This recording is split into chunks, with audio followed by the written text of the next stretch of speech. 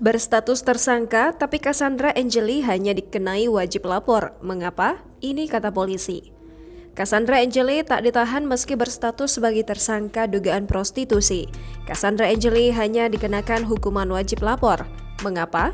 Kabid Humas Polda Metro Jaya Kombes E. Zulpan mengungkapkan Cassandra Angeli hanya dikenai wajib lapor karena adanya pertimbangan bahwa ia selain menjadi tersangka, tapi juga sebagai korban dalam kasus prostitusi online ini. Selain itu, pasal yang dikenakan dalam kasus ini adalah pasal 506 KUHP dengan ancaman 1 tahun penjara, sehingga Cassandra Angeli yang berstatus tersangka bisa tidak dilakukan penahanan. Penyidik juga mempunyai pertimbangan lain mengapa Cassandra Angeli hanya dikenai wajib lapor.